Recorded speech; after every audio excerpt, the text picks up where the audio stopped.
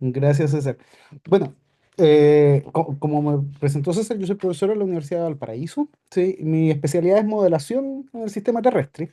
¿Ya? Y hace ya 4 años más o menos comenzamos con una aventura, en el fondo, frente a un problema concreto, ¿sí? El pronóstico de los caudales de corto plazo, ¿cierto? Ya, en general, pronosticar el caudal ya para los próximos días es algo que tiene un impacto importante en los sistemas de alertas y cosas por el estilo, ¿cierto? Pero partimos en un periodo donde de lo único que hablábamos era de sequía. Entonces, la verdad es que fue un poco difícil convencer financiamiento, nos tomó algún tiempo esto, pero lo logramos y para eso en el fondo armamos un equipo bien grande, ya ahí están los autores, ya, para proponer este modelo que hoy día el proyecto ya terminó, pero como siempre todavía hay hartas cosas en las que aún estamos trabajando y en las que esperamos seguir avanzando en los próximos años todavía. Así que este es un trabajo ya bien grande y bien ambicioso. Entonces quiero partir ahí. Bueno, comentar en el fondo efectivamente ya las inundaciones son un problema, ¿cierto? Hoy día mismo, ya a pesar de que estamos distraídos un poquito aquí en Chile y en buena parte del mundo con la alerta de tsunami, en el fondo en Chile Chile Central, estamos teniendo un frente importante que se aproxima. Entonces, eventualmente, ya los riesgos de crecidas de los ríos son importantes y con impactos muy grandes en la población. Como les decía un poco entonces ya, esto se espera ya que sean eventos cada vez los eventos extremos sean un poco más frecuentes, ocurran ya con unas intensidades mayores, etcétera. Ya, y lo que vamos a verse en una mayor variabilidad hídrica, ¿cierto? Lo que afecta ya a la población y por tanto es importante encontrar herramientas para mitigar esos riesgos. ¿Ya? Y entonces nosotros, el problema es algo que se conoce desde siempre, en el fondo no es un problema nuevo, pero yo creo que en los últimos años en el fondo se presenta una oportunidad interesante, ¿ya? Que es, por un lado, en el fondo los avances de Machine Learning, ¿ya? Cómo ellos empiezan a aplicarse a problemas en hidrología, pero por sobre todo la gran disponibilidad de datos, ¿ya? Hidrometeorológicos, ambientales, etcétera, que hoy día tenemos, ¿ya? A libre disposición. Entonces, había una oportunidad para aprovechar esos datos, ya, lo que se suma a esta identificación desde el punto de vista de instituciones gubernamentales, a estar más receptivos, ya, a aceptar herramientas también en el fondo que usen estos datos y que incorporen estos machine learning y que permitan en el fondo entregar respuestas tempranas a estos eventos, por ejemplo, de inundación, ¿cierto? Y entonces, como les contaba, ya partimos el 2021 con este proyecto, entonces esta idea ya parte del 2020 realmente, donde tenemos un equipo, como les dije, bastante grande, en el fondo académicos de la Universidad de Valparaíso, de la Universidad de La Serena, ya, y bastantes profesionales y estudiantes que pasaron por el proyecto. ¿Ya? Como les comentaba, en el fondo, realmente en el 2021, en el fondo, la preocupación de todos los agentes del agua era la sequía. ¿Ya? Y cuando nosotros veníamos a decirle, venimos a hacer un pronóstico de corto plazo, que si bien puede tener un impacto en el manejo del agua, su mayor impacto está en esto de las catástrofes, ya nos costó un poco convencerlo, ¿sí? Y ahí, como lo comenté hace un rato, la Dirección General de Aguas, la Dirección de Obras Hidráulicas y la Comisión Nacional de Riego, ya se muestran receptivas a esto y deciden apoyar la propuesta que presentamos a Fondef y ANID entonces nos financia a través de uno de estos proyectos IDEA ya, I más D que desarrollamos el 2021, ¿sí? Que comenzó el 2020. ¿Qué es lo que queríamos? ¿Qué es lo que nos imaginábamos? Que queríamos un sistema entonces de pronóstico de caudales de corto plazo que fuera automatizado, que se actualizara diariamente, que abarcara la mayor parte del territorio nacional, ¿ya? Queríamos un par de cosas un poquito más específicas. En el fondo, todos los modelos tienen errores, tienen problemas, ¿cierto? Pero cuando uno tiene múltiples modelos, en el fondo tiene más chances de que alguno de ellos lo haga un poco mejor. Entonces queríamos incorporar eso y incorporar múltiples modelos. ¿Ya? Los pronósticos meteorológicos ya eran algo importante, no bastaba, como en muchas partes de la estadística, en el fondo hacer modelos autorregresivos o cosas por el estilo. En el fondo necesitábamos incorporar este pronóstico meteorológico numérico hoy día que teníamos. Necesitábamos que una incertidumbre, poder cuantificarla y poder transmitirla, ¿cierto? Y teníamos que tener en cuenta las limitaciones operacionales. Cuando trabajamos en la academia, hacer modelos y hacer cosas funciona más allá de todos los problemas que uno tiene, funciona razonablemente bien porque tenemos un ambiente muy controlado donde los datos que necesitamos están disponibles y si no tuvimos el tiempo y las técnicas de analizar y hacer y resolver los problemas con ellos. En el mundo operacional uno tiene que enfrentarse a faltas de datos, a datos con calidades, con malas calidades, con retrasos en la entrega de los datos, etcétera. Y entonces teníamos que lidiar con todas esas cosas. Y entonces nos enfrentamos a, ¿cómo se llama a ese problema proponiendo ya un modelo que tenía que enfrentar también problemas respecto del problema que quería resolver, ¿cierto? Ya, pronosticar caudales ya es algo que en general ya entendemos la física bastante bien y así todo en el fondo hoy día es un problema bien complejo de resolver, porque ya intervienen demasiados factores, ¿ya? En cómo se produce esto. Además de que ya el impacto tiene que considerar factores que son de escalas muy, muy pequeñas. La porosidad en el suelo, la ausencia o porosidad de cosas en el suelo, en el fondo, ya viene afectando este tipo de cosas. Entonces, hay muchos parámetros que sabemos que son importantes, que los entendemos en la física, pero que tampoco tenemos la posibilidad real de leerlos ahí.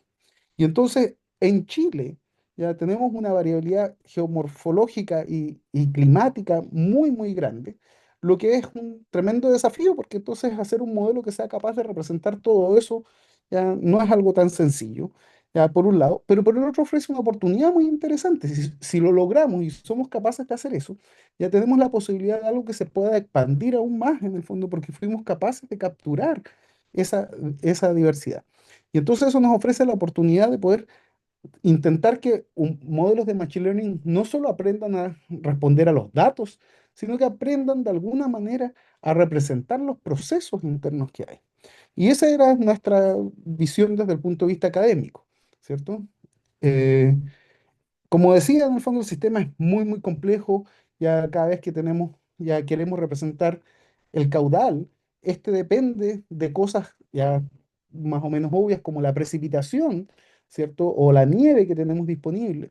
Pero como se llama hay otra montonera de detalles entre medio, por ejemplo, la transpiración y la evaporación que se produce desde el suelo y desde las plantas, ¿cierto? Ya la infiltración que depende de características de cómo es el suelo internamente, ya de la profundidad del lecho rocoso, ya de la misma topografía, y eso además tenemos que agregarle toda la intervención humana que extrae agua, que la desvía, y que la usa, ¿cierto? Y entonces representar todos esos fenómenos y poder incluir los que tienen importancia implicaba manejar muchos datos, ¿cierto? Entonces necesitamos manejar volúmenes de información ya muy, muy grandes ya para poder hacer eso.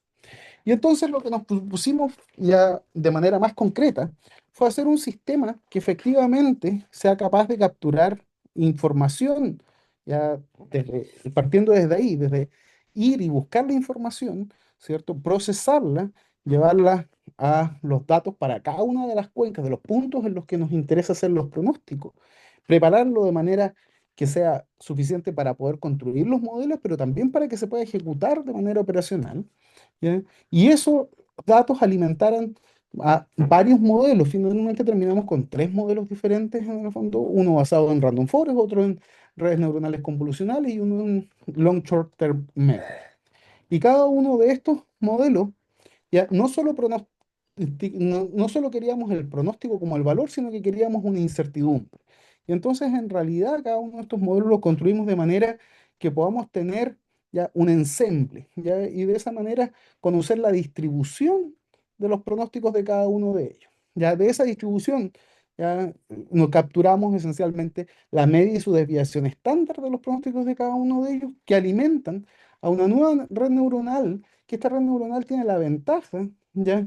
De combinar los pronósticos de los tres e ir aprendiendo entonces cuáles son las virtudes, en qué momento lo hace mejor una u otra, y de esa manera, ¿ya? Entregar el pronóstico final y unificado, esto lo llamamos en nuestro modelo de unificación, es como lo hemos llamado nosotros todo el tiempo, ¿ya? Y esa también nos entrega incertidumbre, pero esta vez, a diferencia de los anteriores, no es a través de un pronóstico de ensemble, sino que intentamos que la misma red aprenda a entregar una medida de cuál es el valor esperado, pero también de su incertidumbre a través ¿ya? De él pronosticar, ¿ya? La desviación estándar de la distribución esperada de caudales en ese punto, ¿sí? Y eso finalmente llevarlo a una plataforma web donde podamos ya de alguna manera interactuar y poder ver ya, estos valores y que finalmente tenga una aplicación real. Hoy día ya este proyecto, como les dije, ya lo terminamos, siempre hay cosas haciendo, pero hoy día tiene su sistema, lo podemos ver, ya la estructura es más o menos esta, ¿cierto? En la izquierda tenemos un mapa donde podemos ir viendo los puntos en los que existen los pronósticos, ya al posarme sobre alguno de esos puntos, él me muestra ya los pronósticos de caudales medios en este caso, para los próximos 5 días con una cuantificación de su incertidumbre y en él yo puedo escoger de alguna manera la fecha del pronóstico, ¿ya? Y por tanto ver los pronósticos pasados, ¿ya? Y adicionalmente me muestra cuál fue el pronóstico numérico, ¿ya? De precipitación, que es el que forzó de alguna manera esto. No es el único forzante, tenemos muchas más forzantes, pero es uno de los más importantes, entonces lo ponemos para poder dar algo de contexto ahí. Ese es de los datos de entrada. Esto no es un pronóstico, ¿sí? Ya nuestro, sino que es uno de los datos de entrada al modelo y de esa manera le damos algo de contexto. ¿Ya? Esto hoy día se ejecuta diariamente. ¿Ya? Llevarlo operacional implica que hay información que tiene rezagos en su entrega, por ejemplo, imágenes satelitales, algunas tienen 1 o 2 días, hay otras que tienen 15 días entre que la imagen se toma realmente y el producto es procesado y disponibilizado de manera que lo podamos descargar. Entonces, ese tipo de cosas hay que tenerlas ahí.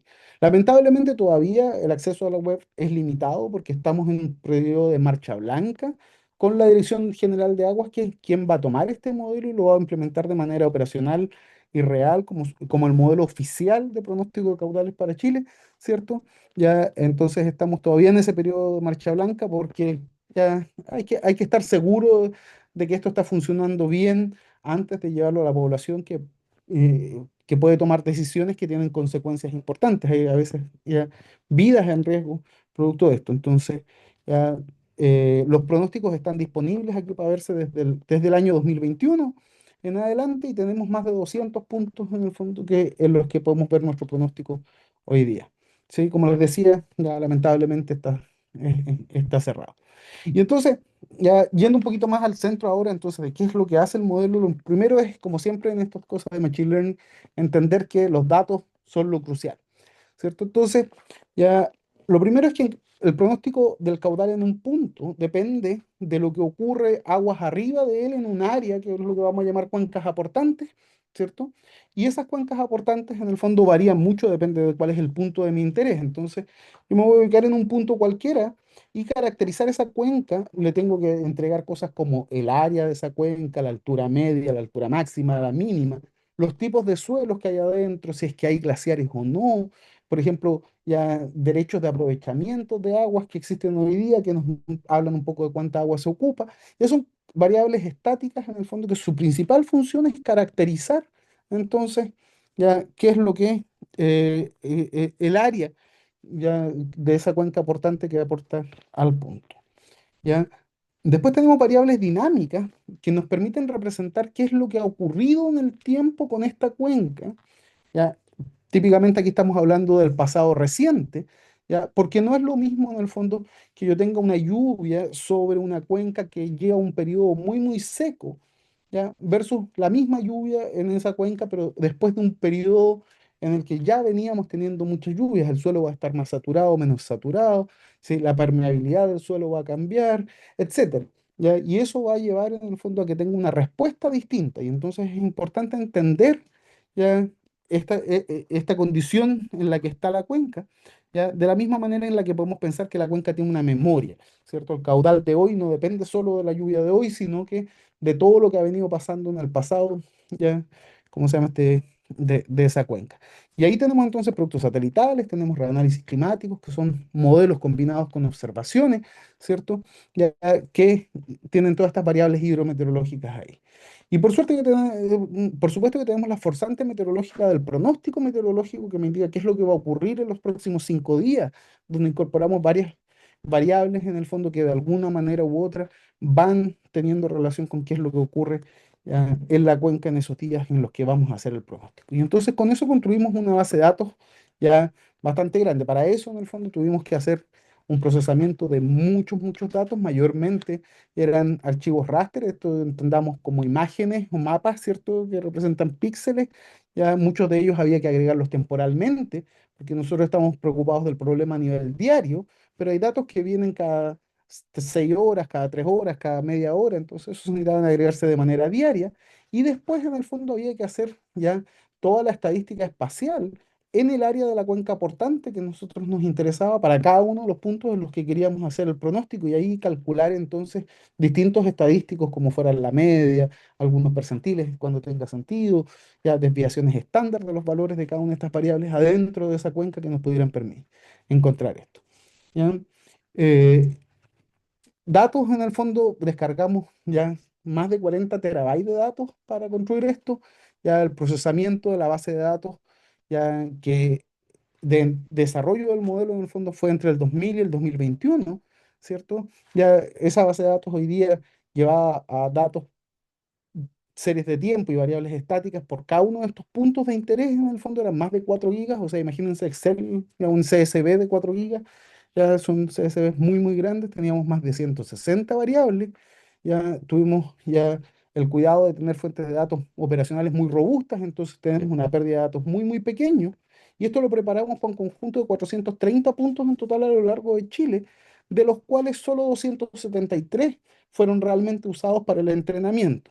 Habían, ¿cómo se llama cerca de 90 que tenían menos de 12 años ya de datos, entonces los mantuvimos afuera del entrenamiento y de la evaluación y todo, ya los tenemos ahí para poder hacer algunos experimentos adicionales. Pero el total de puntos que teníamos en nuestra base de datos era 341. Eh, y esta base de datos es dinámica y operacional, va creciendo todos los días y hasta el día de hoy el modelo está haciendo sus pronósticos. Ya, eso. Y entonces cuando teníamos la base de datos, en el fondo había que separarlo para las distintas cosas que íbamos a hacer, ¿cierto? Entrenar el modelo, poder validarlo de manera que ir ajustando sus hiperparámetros, ¿ya? Y entonces tomamos una estrategia ya que se muestra aquí, el gráfico es muy feo, no hemos encontrado una mejor forma de hacerlo, ¿eh? Pero en el fondo los espacios en blanco son falta de datos de caudal. Hay datos de caudal perdidos, no así de las entradas al modelo. Ya este es el target, es lo que queremos pronosticar, ¿cierto? ¿Ya? Y entonces dejamos un periodo más o menos hasta el 2016, ¿ya? Y, ¿cómo se llama ¿cómo se llama un número importante de cuencas a lo largo de Chile que quedó exclusivamente para el entrenamiento. Y dejamos un grupo, 34 puntos de interés que no fueron parte del entrenamiento y al menos 2 años, ya, que en este caso son el 2018 y el 2019, ya, para ya, la validación, esto es, ya, ajustar hiperparámetros, etcétera. Y de la misma manera dejamos 34 estaciones y 2 años, 2020 y 2021, exclusivamente para, ¿cómo se llama el testeo? O sea, evaluar cómo lo hace el modelo frente a datos que no vio nunca durante el desarrollo. Estos los vinimos a ver una vez que el modelo ya estaba cerrado y todo. Entonces, sobre eso, sobre el conjunto rojo, es donde vamos a mostrar nuestros resultados. ¿Sí? Eh, en general, en el fondo, ya esto presenta hartas características, en mi opinión, novedosas ya de cómo construimos el modelo. Entonces, uno de los principales puntos es que el pronóstico en un punto ya no se basa en un modelo local entrenado para ese punto, ya que es algo muy habitual en hidrología cuando usan Machine Learning. Entonces quieren pronosticar en un punto y entrenan datos ahí. ¿Ya? Este modelo está entrenado de manera conjunta sobre ya esos 270 y algo puntos a lo largo de todo Chile. Y entonces el entrenamiento le permite aprender ya situaciones que vio en cuencas diferentes a las que está. Y bueno, los experimentos los hicimos en algún momento y el modelo es capaz entonces ya de aprender de estos otros lugares y de esa manera es más robusto a la hora de pronosticar eventos que no han ocurrido en ese punto o durante el periodo en que nosotros tenemos datos de entrenamiento. ¿Ya? Sin embargo, el pronóstico sigue siendo local. Entonces, para pronosticar un valor en un punto, la única información que tiene es la información de ese punto. ¿Ya? Dentro de las cosas que habitualmente se incorporan en estos modelos de pronóstico y que nosotros dejamos afuera, ¿ya? Está el caudal observado. ¿Sí? Si yo tengo la observación de hoy día, a menos que venga un frente importante con lluvias, etcétera, ya, o un deshielo muy particular, lo más probable es que el caudal de mañana sea bastante parecido al de hoy. Entonces, incorporar el caudal observado permite mejorar la precisión del modelo de manera importante. El problema está en que la disponibilidad de esos datos siempre corre riesgo. La observación en tiempo real desde una estación puede fallar, puede venir con errores, etcétera. Y entonces procesar eso se vuelve realmente un problema y decidimos que por robustez, que en esta primera etapa, en el fondo, no se iban a incorporar. Tampoco hay variables identificadoras ya que le ayuden mucho al overfitting del modelo. No tenemos latitud, longitud ni la época del año. Ya en Chile, en la zona norte, tenemos todo el desierto de Atacama, que es muy árido, ¿cierto? Y entonces es muy fácil para el modelo aprender que en el norte tiene que poner mucho menos caudal que en el sur, si es que le digo explícitamente cuál es su ubicación. ¿Ya? En la zona centro tenemos ya muy marcado ya durante el invierno y la primavera caudales más altos, la primera por las lluvias y la segunda ya por los derretimientos. Y eso sería muy fácil de aprender si el modelo conoce la fecha en la que está haciendo el pronóstico. Y entonces nosotros entregamos solo las variables hidrometeorológicas con la aspiración de que el modelo pueda entender los procesos y las relaciones entonces entre estas entradas y las salidas. Ya, además, en el fondo, ya queríamos la incertidumbre estructural y la incertidumbre total, ¿cierto? Y entonces por eso en el fondo tenemos esta idea de ya los pronósticos de conjuntos que hace cada uno de estos modelos cambiando parámetros internos, ¿sí? Y como se me dice, finalmente esta idea del modelo de unificación, que ya les había contado que ya aproveche lo mejor de cada uno de estos modelos. En particular, ya cada uno de los modelos fue incorporando cosas también interesantes. En el modelo de Random Forest, ya Random Forest es un método de árboles de decisión, ¿cierto? Ya que tiene la ventaja de ser bastante fácil de entender ya, y de explicar. Entonces, nos permite entender algunas cosas de qué es lo que está ocurriendo en el proceso y por eso es habitual que Random Forest sea uno de los candidatos siempre, ya que uno va a hacer un modelo de Machine Learning ya, porque le permite ya ver cosas y además de ser relativamente rápido y en su entrenamiento. En este caso, el modelo de Random Forest ya fue separado en dos partes, ya una que intentaba pronosticar el flujo base. ¿A qué nos referimos con eso? Al caudal que el modelo, que el río llevaría en el día siguiente, asumiendo que no hay ningún evento que haga un cambio sustancial. No tenemos una precipitación muy intensa, no tenemos ya ¿cómo se llama un derretimiento ya muy esporádico, ya, más la otra parte que es el caudal rápido, el runoff, ya, ¿cómo se llama que responde muy rápidamente a la precipitación particularmente o a derretimientos de nieve, ¿ya? Y eso cambia entonces el caudal base. ¿Ya? Y esa división en el fondo probó ya ser bien interesante a la hora de mejorar la realidad y también de explicabilidad. Un poquito más adelante les voy a hablar de ello. Random Forest, eso sí, tiene un problema, no tiene memoria, entonces no podemos saber, ya no tiene esta idea de secuencias, que en el caudal es importante porque el caudal de hoy depende fuertemente del de ayer, ¿cierto? Hay una autocorrelación muy fuerte. Y entonces, como no la tienes, hubo que incluir variables adicionales que son variables agregadas en el pasado. Por ejemplo, si nos enfocamos en precipitaciones, no solo recibe la precipitación del día que está pronosticando, sino también de los últimos 7 días, de los últimos 30 días, de los últimos 3 meses, de los últimos 6 meses, ya como variables adicionales, de manera que él pueda entender cuál era ese estado inicial que había. ¿Ya? ¿Cómo se cuantificó la incertidumbre de este modelo? ¿Ya? En base a ya, la ventaja de que son múltiples árboles y cada uno de estos árboles hace su propio pronóstico. Entonces, en particular, se trabajó con 100 árboles y cada uno de ellos tenía un pronóstico y por tanto, la, cada uno de ellos era contado a la hora de identificar esta distribución de pronósticos, ¿cierto? ¿Mm? Eh, Después tuvimos el segundo de las de redes convolucionales, redes neuronales convolucionales. Ya, en este, ya, como se llama aquí, las redes lo que hacen es aplicar estas convoluciones a los datos de entrada. Típicamente se usan 2D. Acá lo tenemos en datos que son de una dimensión, ¿ya? Pero, como se llama la idea es que él va encontrando patrones, ¿cierto? Ya, en la relación de los datos, ya, de los datos que existen. Y entonces, ya se le entregaron los datos observados era muy similar a lo que era Random Forest, porque tampoco tiene memoria, pero los atributos ya pasaron antes por un análisis de componentes principales, todas estas variables estáticas de las que hablábamos, ya de manera de ya entregar variables más independientes, etc. Y eso entonces producía un estado inicial, por así decir, que iba incorporando la forzante meteorológica para cada uno de los días en pasos sucesivos, prediciendo cada uno de los 5 días siguientes. ¿Ya?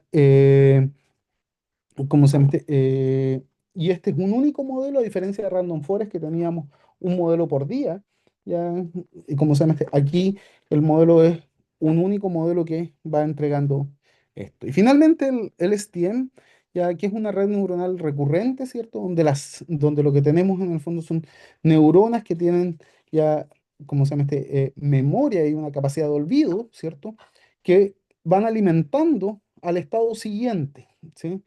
Al paso siguiente. Entonces, la estructura que elegimos acá ya fue una donde tenemos 250 pasos en el tiempo. Entonces, para pronosticar los 5 días al futuro, en realidad, como se llama ya habían 245 días del pasado que también tuvieron que simularse secuencialmente. Y ellos entonces pasaban por una red neuronal que terminó teniendo 664 neuronas, en el fondo entonces tenía 664 estados que representaban ya la evolución ya del sistema hidrológico, ya que después eran reducidos a través de unas capas densas para llegar hasta 5 valores distintos, donde cada uno de estos valores representaba un día diferente. Esto no es lo habitual en las redes neuronales recurrentes es que uno toma y se me interesan los últimos 5 días, tomo los 5 últimos de la secuencia, ¿cierto? Ya, en este caso, ya no fuimos por ella porque los datos no son los mismos al final de la secuencia que cuando estoy en el pasado. No tengo ya precipitación observada al final de esto. Entonces eso nos llevó a tener que pensar de maneras muy distintas cómo llevábamos ya esta estructura. ¿Ya? ¿Cómo se llama Ahí está. Y finalmente, en el fondo, este modelo de unificación que llamamos QM, ¿ya? Es un modelo que se alimenta exclusivamente por las medias y las desviaciones estándar pronosticadas de cada uno de los modelos anteriores, ¿ya? Pero como les comenté antes, intenta pronosticar no solo el valor del caudal, sino también pronosticar su incertidumbre, ¿ya? Como la desviación estándar del pronóstico que él va a hacer, ¿cierto? Entonces intenta pronosticar esos dos valores. Ya dado que tenemos en el fondo ya máximas y mínimas diarias, y medias diarias, ya en el fondo esta red neuronal devuelve 4 valores, ya que son el pronóstico medio de caudal medio, el pronóstico medio de caudal máximo, la desviación estándar del caudal medio y la desviación estándar del caudal máximo, ¿cierto? Que son, ahí están los sigmas min, sigmas max, mu min y mu max, que representan entonces ya estas 4 cosas. Y hicimos en el fondo el gran truco acá, es que no tenemos la desviación estándar del pronóstico, entonces no puedo entrenarlo directamente contra el target de estas 4 variables, solo tengo la observación ya que ocurre en ese momento. Y entonces seguimos las ideas del máximo, ya, de máxima verosimilitud, ya, como se llama, adaptándolas de alguna manera para construir ya como se llama una función de pérdida que le permita aprender cuál es la incertidumbre que él tiene. Y para eso, en el fondo, ya lo que tomamos es, en el fondo, esta formulación que está aquí, donde de alguna manera ya lo castigamos por tener desviaciones estándares muy altas en el fondo, ya, o como se llama tener, hoy aquí falta un elevado 0,14, perdón, en el lado izquierdo de las dos pérdidas. Y además tiene una penalización, ya, por pronosticar caudales medios más altos que máximos, ¿cierto? Y esa penalización ya es parte de esta función de pérdida. Esa es la estructura del modelo y como resultado teníamos series de tiempo bastante razonables. Ya les voy a ser honesto y este gráfico es de las épocas en que todavía estábamos haciendo validación. ¿Ya? Y entonces aquí tomamos un río en particular, que es el río Tolten en Teodoro Schmitt, eso está en la Araucanía, aproximadamente unos 800 kilómetros al sur de Santiago. ¿Ya? Y como se llama entonces en puntos negros tenemos la observación de caudal, ¿ya? Como se llama y en los puntos ya de color tenemos el pronóstico del modelo, ya para los 3 modelos diferentes. Arriba está el STM, Random Forest y CNN. Los distintos colores adentro de él ya ese celeste o verde muy clarito, ya es el periodo de entrenamiento y el rojo era el periodo de validación. Ya se ve que no hay pronósticos en algunas de estos tiempos aquí, en el fondo que son, ya solo se ven los puntos negros. Ese es el de testeo, este es el único gráfico que lo tengo sobre validación, no lo reconstruimos en testeo, ¿cierto? Ya, y podemos ver que representa bastante bien lo que ocurre en los tres modelos. Ya el STM en este caso ya es el que tiene la mejor precisión, pero cada uno de ellos en el fondo es capaz de capturar ya las características propias de ellos. ¿Mm? Y entonces, en el fondo, cuando construimos QM, ya teníamos que evaluar qué también lo hacía, más allá de la función de pérdida. Y entonces la métrica que nos propusimos es una métrica bastante común en hidrología que se llama Klein-Gupta Efficiency Index, el índice de eficiencia de Klein-Gupta, ya que está dado por esta fórmula que está aquí. Ya este índice, en el fondo, combina, por un lado, la correlación, que es esta R que está aquí, ya, ¿cómo se llama la desviación estándar de las variables simuladas dividido la desviación estándar de las observadas, que es lo que llamamos el sesgo de la varianza, ¿cierto? Y lo mismo, la media de las simulaciones sobre la media de las observaciones, que es lo que llamamos el sesgo de la media. Y entonces, con ello, ya, ¿cómo se llama Nuestro objetivo era alcanzar un umbral de 0,6. Ese umbral de 0,6 es un umbral bien, bien alto, ya es el umbral típico para reconstrucciones del pasado, cuando se hacen modelos, en el fondo, del pasado, donde no tenemos la incertidumbre del pronóstico meteorológico, donde no tenemos las limitaciones que hemos hablado operacionales de las faltas de datos. Y este modelo QM, en el fondo, en particular para el caudal medio, lo hace mucho mejor que cada uno de los otros modelos individuales en cuántos puntos ya del conjunto ya de validación superan ese umbral de 0,6. ¿Ya? Ahí, a la derecha vemos en el fondo este indicador que el valor de uno es el perfecto, ¿sí? Valor 0,6 es nuestro target. Ya vemos cómo se distribuye a lo largo de Chile. En la zona norte no nos fue tan bien, ¿sí? Vamos a entender un poquito qué es lo que pasa en la zona norte. La zona norte de Chile es muy complicada, ya, como se llama en particular, ya por su extrema aridez y por su consumo también. Entonces ahí vamos a comentar. Este gráfico es bien feo, pero ya está aquí para cada uno de los días en los que se hizo pronóstico hacia la derecha. Arriba es para el caudal medio pronosticado, abajo para el caudal máximo. Ya cada una de las líneas representa a cada uno de los tres modelos más el QM. El QM es el verde, ya como se llama y el valor que tenemos es el valor de KGE. Ya, están todos estos gráficos aquí sobre todo para mostrar que la pérdida entre un día y otro no hay diferencias muy sustanciales, los gráficos se ven bien parecidos. Entonces vamos a mirar uno en particular, que es ya el pronóstico del primer día para el caudal medio, ¿sí? Y entonces en ese, ya el objetivo, la función perfecta, ya sería que la probabilidad de tener un caudal bajo uno sea cero, o sea que se mantenga pegada al eje X hasta el valor uno y luego suba, en el fondo indicando que todas tienen ya un KG perfecto de un uno. Entonces, mientras más cercano está a la esquina inferior izquierda, derecha, por así decirlo, es mejor. Y efectivamente vemos que el KGE en el fondo tiene mayores probabilidades de obtener ya KGEs más altos que la mayor parte de los otros modelos. ¿Ya? Ahí podemos ir viendo distintas cosas. Espacialmente, este KGE, como se componía de estas tres componentes, la correlación, el sesgo de la media y el sesgo, podemos ir viendo cómo se descompone. Y nos damos cuenta, una de las cosas interesantes de las que nos damos cuenta es que las correlaciones son realmente altas, insisto, salvo en el norte grande, esta vez en el fondo sobre 0,8 tenemos un porcentaje muy alto de las cuencas.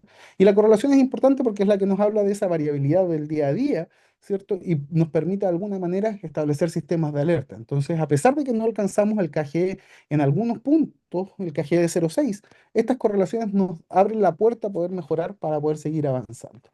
Ya, el sesgo de la media, ya, que es el de la más a la derecha, ya, es quien tiene los mayores valores en el norte grande y explican entonces la mayor parte de por qué no alcanzamos esos KGE 0,6. Claro, los caudales allá son muy, muy pequeños y el modelo en el fondo intentó sobreestimarlos, lo sobreestimó durante la mayor parte del tiempo, ya, haciendo decaer ese KGE. Como decía, la correlación es algo que nos ha interesado mucho y esa correlación se distribuye con ya medianas en el orden de 0,8 para prácticamente todo Chile, excepto ya ¿cómo se llama la zona del norte grande.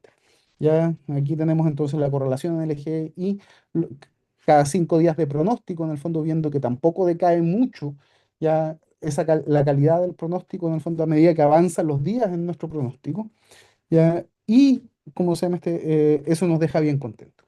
Si ahora vamos a mirar cada uno de los modelos y qué es lo que aportaron, en el fondo Random Forest siempre tiene esta gracia de la explicabilidad.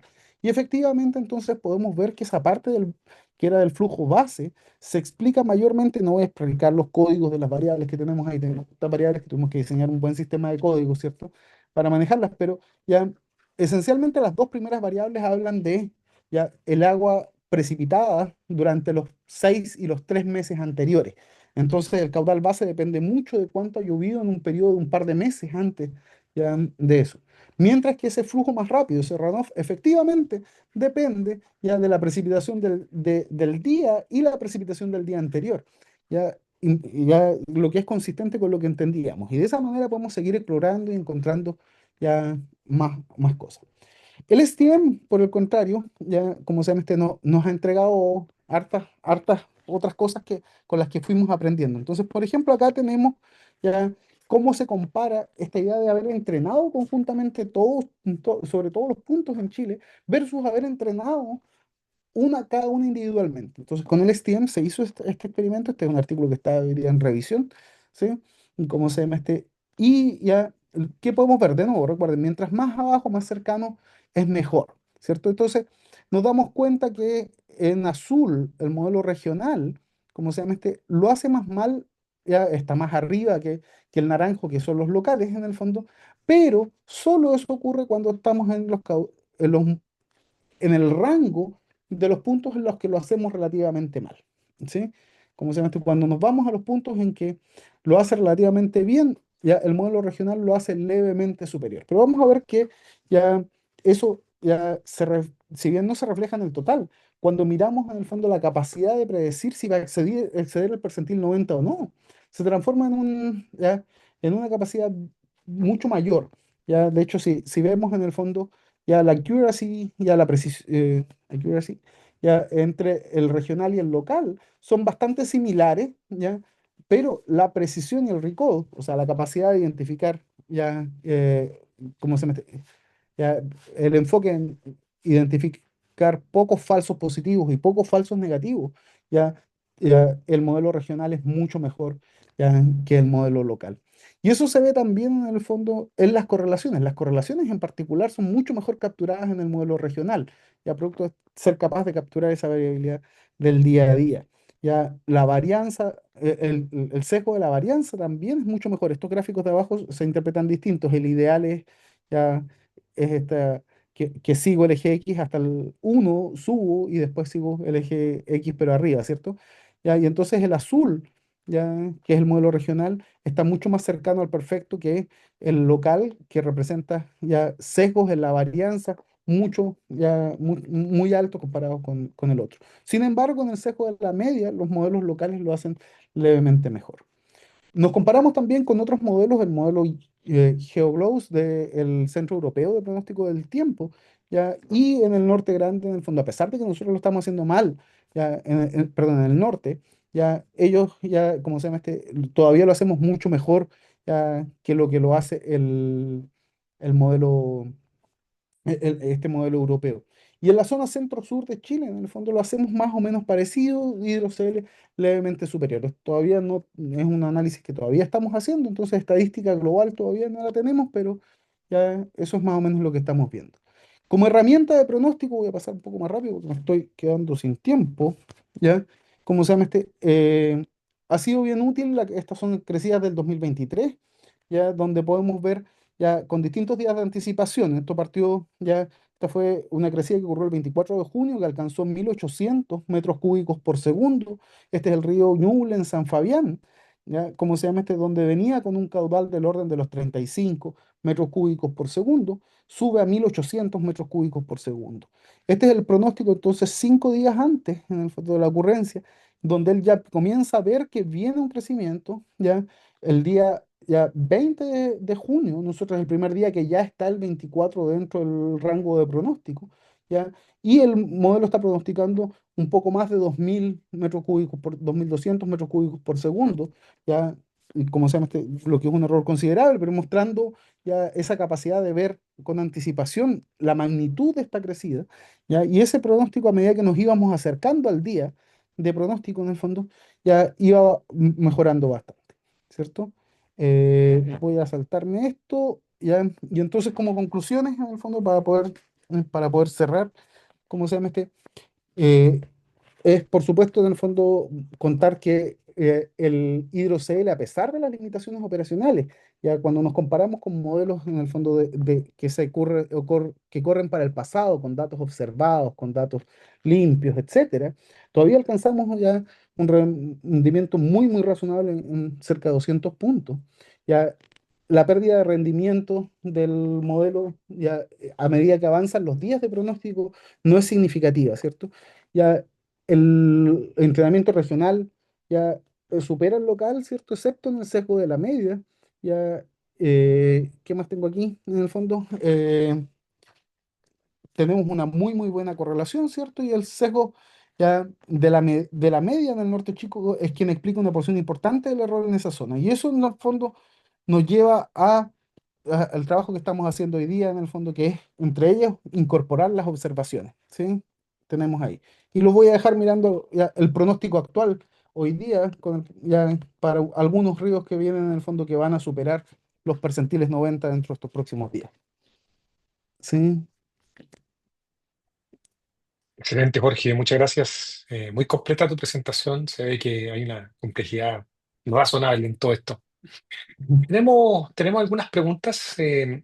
Bueno, primero que todo, presentaste una arquitectura que mezclaba el STM, la CNN y Random Forest, pero la pregunta es, ¿cómo compaginas estos modelos si es que son de naturaleza distinta? Algunos trabajan con datos tabulares y otros trabajan con datos secuenciales. Ya. La base de datos está construida, no la podemos imaginar de alguna manera en el fondo para un punto en particular, ¿cierto?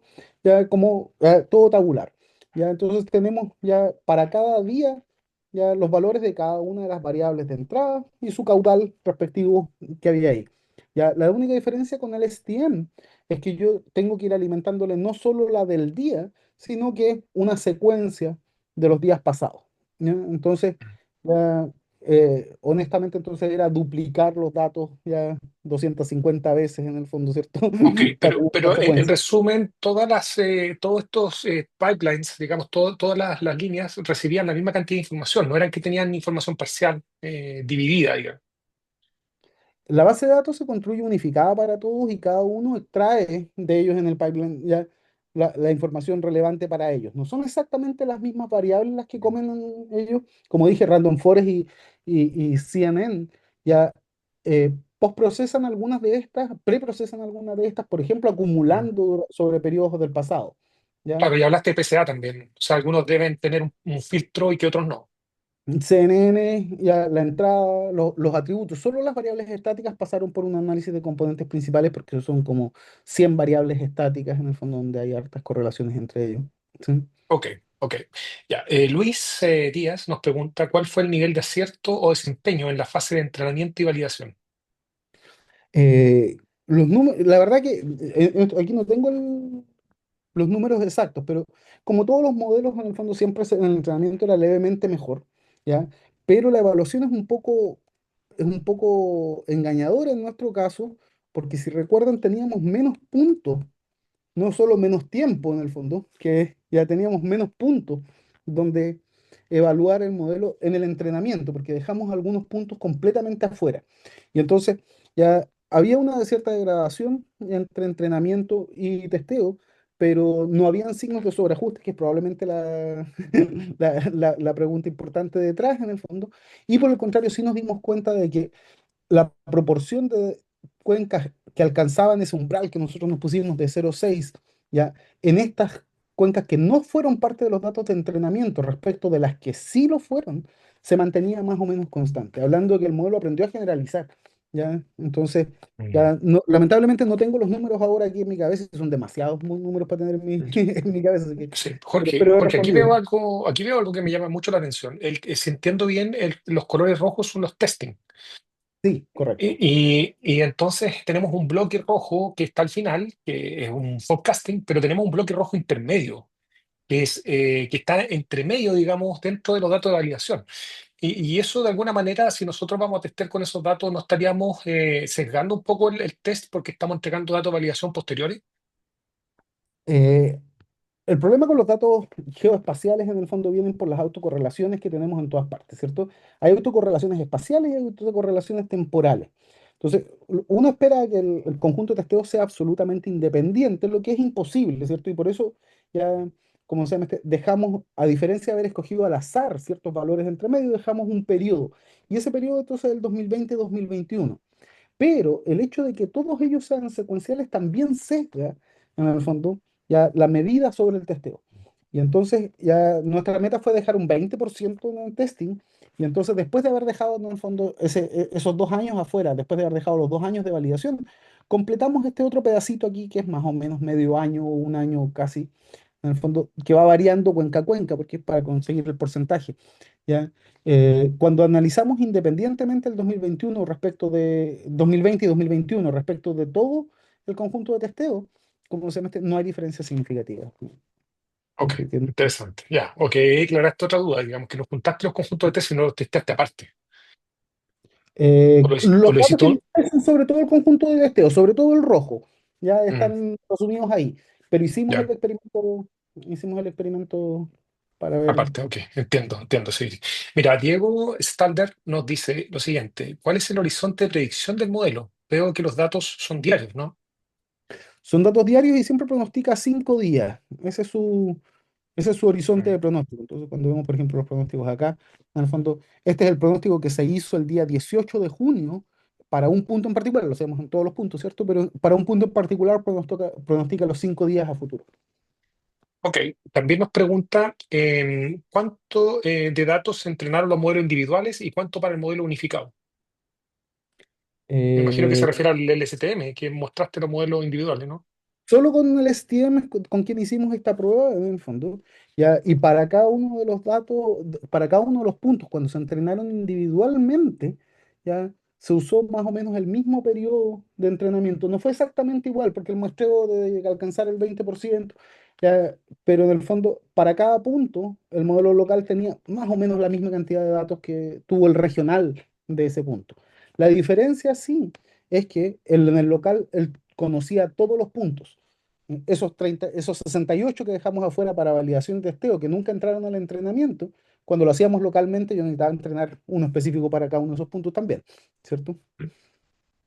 Ok, mira, voy a decir a lo mejor un disparate, pero me llamó algo la atención, que en el LSTM se decidió por usar el Mean Absolute Error como medida de error. Y en el fondo me pregunté al ver el resto de la diapositiva si es que se podía reemplazar por el KGE. A lo mejor no es factible. ¿Nos puedes contar algo de eso? En algún momento hicimos la prueba, ya como se llama la verdad que la convergencia era mucho más lenta, probablemente por temas numéricos detrás, en el fondo, ya, probablemente no tiene las mismas bondades, en el fondo, ¿cierto? Que MAE o MC. ¿Ya? Pero también en el fondo desde el punto de vista, ya, ¿cómo se llama medio ético, ya, nosotros queríamos ajustarlo de manera individual en el tiempo, ¿cierto? Ya, entonces, cuando el KG es algo que es para series de tiempo, y entonces ya cuando lo hacíamos, el KG lo podemos calcular perfectamente sobre los valores de distintos puntos, sobre todo el batch, ¿cierto? Y eso debiera funcionar, pero en el fondo sentíamos que era un poco trampa, porque en el fondo lo estábamos entrenando exactamente ya de la misma manera que queríamos evaluarlo.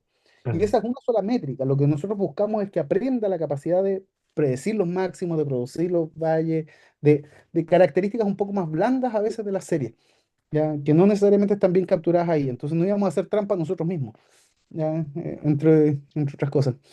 ok, ¿Sí? sí, mira, y ahora tenemos una última pregunta que es una especie durante la diapositiva se ve una especie de APP Ujú. del HidroCL. Entonces, esto es a nivel científico, crearon una aplicación, se puede acceder. ¿Nos puedes contar un poco acerca de eso? Bueno, todo esto parte en el fondo desde la ciencia y todo el desarrollo en el fondo se hizo durante este proyecto de FONDEF. Entonces ya hemos estado ahí. Entonces estuvimos muy enfocados durante el proyecto Fondef en el producto mismo, que efectivamente es una página web. Por ahí la muestro, no sé dónde estaba. ¿Sí? ¿Cómo se llama este? Hoy día esto corre operacionalmente, hoy día se está ejecutando, ¿ya? ¿Cómo se llama este? Y podemos ver los datos disponibles ahí. Lamentablemente, en el fondo, nuestro partner, que es la Dirección General de Agua, y estos datos tienen impacto en la vida de las personas. La gente puede evacuar producto de ver un valor aquí, o decidir no evacuar porque está esto. Y entonces, las consecuencias que puede tener, ¿ya? Esto ameritan que haya un periodo de marcha blanca importante donde lleguemos a un convencimiento grande de que realmente lo está haciendo bien. La verdad que llevamos más o menos un año y medio ya viendo esto y la verdad que estamos muy, muy contentos. Entonces, nuestro partnership con la Dirección General de Agua se mantiene y por eso estamos haciendo algunas incorporaciones nuevas antes ya de hacer la transferencia y estamos muy expectantes dentro del próximo año que esto ya se haga la transferencia oficial. Ya, o sea, esto todavía no puede ser accedido por el público general. Todavía no, lamentablemente, Ya, ya. ok. Pero Sería bueno que, siempre por un correo me pueden preguntar los datos de Iral, no, es ¿cierto? que cuando esté disponible me pueden mandar un mensaje, porque como va a quedar esto en la plataforma YouTube, después podemos dejar el link más adelante. Perfecto. Sí. Mm. Ya, mira, nos pasamos en un minuto, estuvimos casi, casi al estilo inglés, y hay que respetar los tiempos. Sabemos que, digamos, estamos en tiempos donde la optimización de todo, el mundo de la optimización. Así que tratamos de respetar el tiempo de todos y muy interesante tu charla. Por ahí hay aplausos en la comunidad. También voy a colocar aquí, mira, yo choco un poco aquí con esta tecnología. Aquí voy a colocar mi aplauso respectivo. Bueno, los dejo a todos invitados para futuras charlas. Estamos constantemente, si ustedes sacaron su ticket a través del sistema Eventbrite, entonces pueden, si tiquearon que quieren recibir más notificaciones, pueden recibir más información respecto a distintas charlas. Tenemos un ciclo hasta noviembre, vamos a estar con charlas una vez al mes, así que los invito a estar atentos y también aprovecho a presentarme, no lo dije, mi nombre es César Astudillo, soy doctor en ciencias computacionales, experto en Machine Learning y también, coincidentemente, presidente de la Asociación Chilena de Reconocimiento de Patrones. Así que, por todo eso, digamos, para mí es un placer tenerte, Jorge, muy clara tu presentación y también a todos los asistentes. Muchas gracias, que tengan una bonita tarde, Gracias, César, gracias a todos por escucharme. Sí. que estén bien. Les mando un abrazo. Muchas gracias. Saludos. Hasta luego. Chao. Gracias.